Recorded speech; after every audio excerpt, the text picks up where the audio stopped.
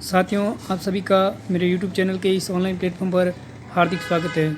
साथियों, जैसा कि आप सभी को पता है कि PTT 2026 का एग्ज़ाम है वो 14 जून को आयोजित होने जा रहा है।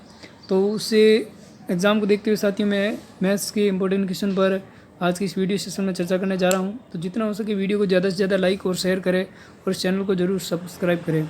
साथियों, सबसे पहला क्वेश्चन आपकी स्क्रीन पर है कि यदि 15 वस्तुओं का क्रय मूल्य यानी कॉस्ट प्राइस है वो 12 वस्तुओं के विक्रय मूल्य यानी सेलिंग प्राइस के बराबर है तो उसका लाभ प्रतिशत ज्ञात कीजिए। तो साथियों, इस क्वेश्चन को हम कैसे करेंगे कि 15 वस्तुओं का क्रय मूल्य यानी 15 वस्तुओं की सीपी क्या होता है, कॉस्ट प्राइस होता है, बराबर लेंगे 12 वस्तुओं के विक्रय मूल्य के यानी 12 वस्तुओं का एसपी। ये कंडीशन बना देंगे कि 15 वस्तुओं का सीपी 12 वस्तुओं के एसपी के क्या है, बराबर है। ठीक है, अब यहाँ से अपन सीपी बट्टा ये जो एसपी है इसके नीचे आ जाएगा, सीपी बट्टा एसपी बराबर हो जाएगा 12, ये जो 15 है वो इसके नीचे आ जाएगा 12/15 हो जाएगा। अब यहाँ पर साथियों आपका जो सीपी है वो तो है 12 और एसपी है 15। तो यहाँ पर साथियों हम चेक करते हैं कि इसमें कितने रुपए का प्रॉफिट हुआ है, यानी कि आपका कॉस्ट प्राइस यानी क्रय मूल्य 12 रुपये है और विक्रय मूल्य 15 है। तो यहाँ पर हम चेक करते हैं तो इसमें प्लस 3 रुपये का आपको क्या हुआ है, प्रॉफिट हुआ है, यानी 3 रुपये का आपको क्या हुआ है, लाभ हुआ है। आपको लाभ प्रतिशत ज्ञात करना है तो लाभ प्रतिशत बराबर साथियों आपको लाभ कितने रुपए का हुआ है, 3 रुपये का, कितने पर 12 रुपये करीब, क्योंकि इसका क्रय मूल्य कितना है 12 रुपये, तो बट्टे में क्या आ जाएगा 12। अच्छा, ज्ञात क्या करना है, प्रतिशत ज्ञात करने के लिए क्या करेंगे 100 से गुणा कर देंगे। अब यहाँ पर साथियों 3 की टेबल में जो 12 है वो आता है 4 बार और 4 की टेबल से ये 100 कट जाएगा 25 बार। इसका मतलब 25% का आपको क्या होगा, प्रॉफिट होगा। यहाँ पर आपका आंसर हो जाएगा बी ऑप्शन आपका सही हो जाएगा, 25% क्या हो जाएगा, लाभ हो जाएगा। जिनका भी उत्तर 25% है बहुत ही अच्छी बात है। नेक्स्ट क्वेश्चन साथियों, अगला क्वेश्चन बहुत ही अच्छा क्वेश्चन है, इंपॉर्टेंट क्वेश्चन है कि दो व्यक्ति ए और बी, उनकी आयु का अनुपात 4:7 है। यदि उनकी आयु का अंतर 21 वर्ष है तो उनकी आयु का योग वर्षों में कितना होगा। साथियों मान लीजिए ए की जो आयु है वो मान लीजिए अनुपात में दे रखी है तो 4x है।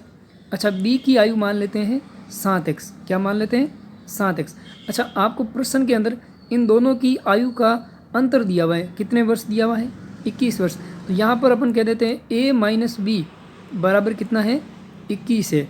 ठीक है, अच्छा a की आयु कितनी, अच्छा अपन a माइनस बी यानी दोनों की आयु का अंतर, a माइनस बी तो बड़े वाले को ले लेते हैं, b माइनस a यानी इन दोनों की आयु का अंतर 21 वर्ष है। तो यहाँ से कह दिया 7x माइनस 4x बराबर कितना हो गया, 21। अच्छा, यहाँ से 7x में से 4x घटाएंगे तो 3x बचेगा, 3x बराबर 21। यहाँ से x की वैल्यू आ जाएगी 21/3 बराबर कितनी आ जाएगी, 7। तो x की वैल्यू कितनी आ गई, 7। अब हम ज्ञात कर लेते हैं दोनों की आयु का योग। तो साथियों दोनों की आयु का योग यानी a प्लस b, यानी a की आयु कितनी है 4x है और b की आयु कितनी है 7x है। अच्छा, दोनों को जैसे जोड़ेंगे कितना हो जाएगा 11x। अच्छा, x की वैल्यू कितनी है 7 है तो 11 × 7 बराबर कितना आ जाएगा 77 वर्ष। तो दोनों की जो आयु का साथियों योग है वो आ जाएगा 77 वर्ष। यहाँ पर आपका ए उत्तर है वो आपका क्या हो जाएगा, सही हो जाएगा। साथियों जितना हो सके वीडियो को ज़्यादा से ज़्यादा लाइक और शेयर करें और इस चैनल को साथियों ज़रूर सब्सक्राइब करें।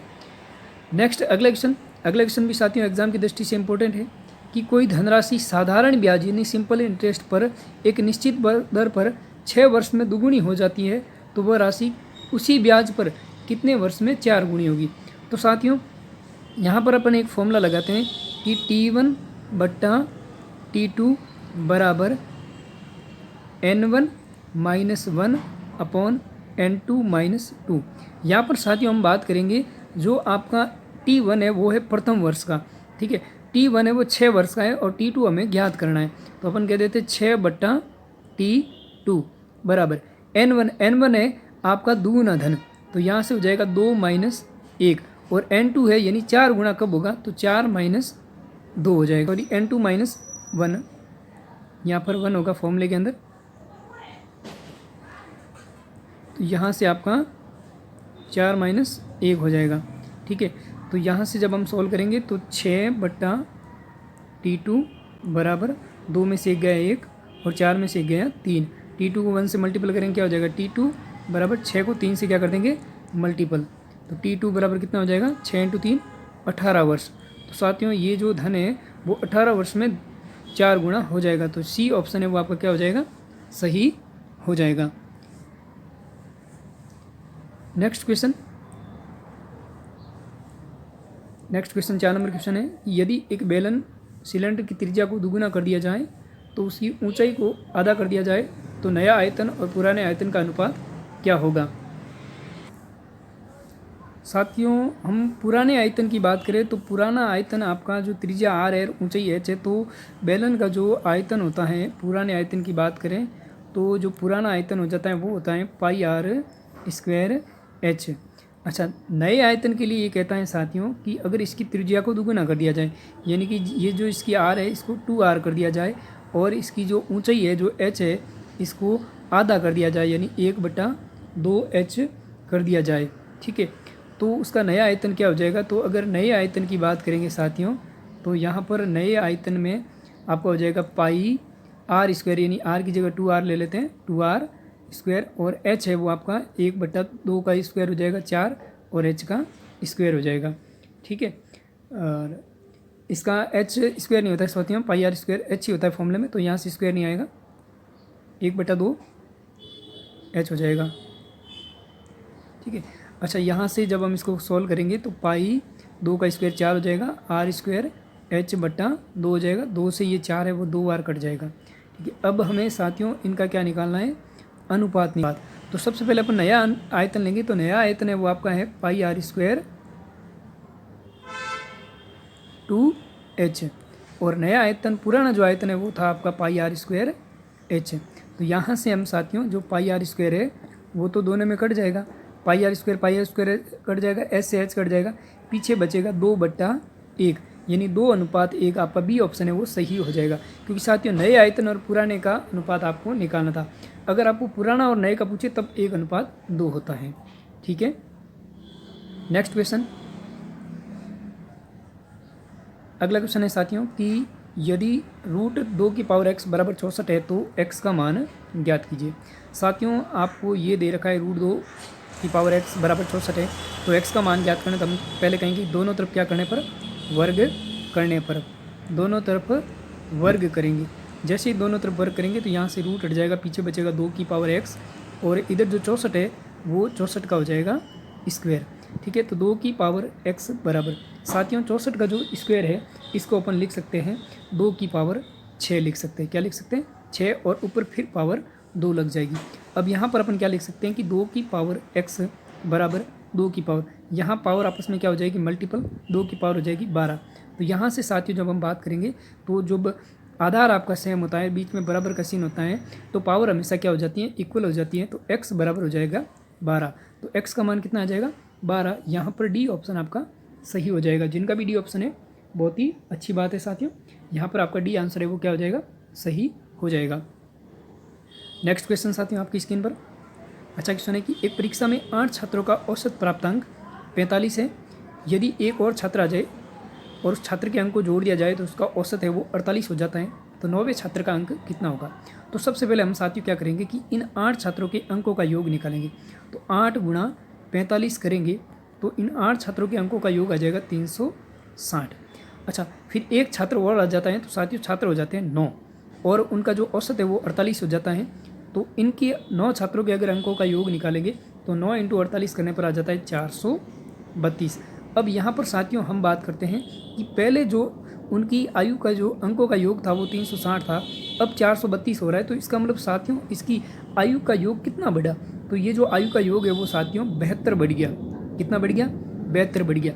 इसका मतलब जो नया छात्र, जो नवा छात्र आया है, नया 9वें छात्र जो आया है, 9वें छात्र, इस छात्र का जो आयु है वो कितना है 72 वर्ष, क्योंकि इस 9वें छात्र की आयु ही है ये 72 वर्ष। तो यहाँ पर आपका ए ऑप्शन है वो क्या हो जाएगा, सही हो जाएगा। ठीक है साथियों, जितना हो सके वीडियो को ज़्यादा से ज़्यादा लाइक और शेयर करें और इस चैनल को जरूर सब्सक्राइब करें। नेक्स्ट क्वेश्चन साथियों आपकी स्क्रीन पर अच्छा क्वेश्चन है, यदि x + 1/x बराबर 5 है तो x² + 1/x² का मान क्या होगा। साथियों x + 1/x बराबर आपको 5 दे रखा है, हम क्या करेंगे दोनों तरफ वर्ग कर देते हैं। जैसे ही वर्ग करेंगे तो 1/x + 1/x का स्क्वायर बराबर 5 का स्क्वायर। अच्छा यहाँ पर साथियों हम a प्लस बी का होल स्क्वायर का सूत्र लगा देते हैं। a प्लस बी का होल स्क्वायर क्या है, ए स्क्वायर यानी X square plus B square यानी कि 1/x का स्क्वायर प्लस 2ab, ए का मान x है और b का मान 1/x है, बराबर 5 का स्क्वायर हो जाएगा 25। यहाँ पर साथियों जब हम इसका सॉल्यूशन करेंगे तो यहाँ से देखो x से x कट जाएगा और यहाँ x square plus 1x square और ये जो प्लस का 2 है वो आ जाएगा इधर। ठीक है, तो जैसे यहाँ से इधर आएगा तो साथियों आपके पास क्या बचेगा, x square plus 1/x square बराबर, यहाँ पर इसका आंसर लिख रहा हूँ। ठीक है, ये 25 है, 25 से ये प्लस का 2 इधर आएगा तो माइनस का 2 हो जाएगा, 25 में से 2 बचेगा कितना, 2 घटाएंगे कितना बचेगा 23 बच जाएगा। तो x square plus 1/x square का मान कितना आ जाएगा 23। यहाँ पर बी ऑप्शन है वो आपका क्या हो जाएगा, सही हो जाएगा। ठीक है साथियों, तो साथियों ये इंपॉर्टेंट क्वेश्चन थे मैथ्स के। इसके अलावा साथियों हम बात करते हैं एग्ज़ाम के पैटर्न की भी एक बार बात कर लेते हैं। साथियों जो आपका पीटीटी का 2026 का जो एग्ज़ाम है वो साथियों आपकी 14 जून को आयोजित हो रहा है। साथियों एग्ज़ाम का टाइम का ध्यान रखना, 9 से 12 बजे आपका एग्ज़ाम होगा, 3 घंटे का समय है। तो आपको 8:30 तक साथियों एग्ज़ाम सेंटर में आपको पहुंचना है। 8:30 बजे के बाद में साथियों आपका एग्ज़ाम का गेट है वो बंद हो जाएगा, आप एग्ज़ाम से वंचित रह सकते हैं। इसलिए जितना हो सके 8:30 से पहले वहाँ एग्ज़ाम सेंटर पर पहुँच जाएँ। साथियों में एग्ज़ाम की बात करें तो आपको 200 क्वेश्चन से पूछे जाते हैं, प्रत्येक क्वेश्चन 3 नंबर का होता है। तो यहाँ पर साथियों जो आपका अंक बार है वो 600 नंबर का होता है। कितने नंबर का, 600 नंबर का। साथियों एग्ज़ाम के अंदर नेगेटिव मार्किंग बिल्कुल नहीं है, आपका बायोमेट्रिक होगा, क्योंकि साथियों बायोमेट्रिक के द्वारा ही आपको एंट्री दी जाएगी। फिर साथियों बायोमेट्रिक होने के बाद में आपको अंदर एंट्री दी जाएगी। और साथियों आपको ध्यान रखना है कि एग्ज़ाम के दिन आपको एडमिट कार्ड और साथ में एक आपको आईडी प्रूफ भी ज़रूर साथ में लेकर जाना है।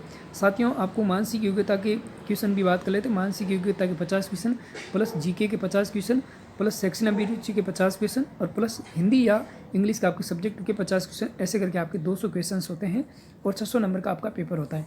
तो साथियों अच्छे से एग्ज़ाम की तैयारी करके जाना, अच्छा एग्ज़ाम देना। बेस्ट ऑफ लक साथियों।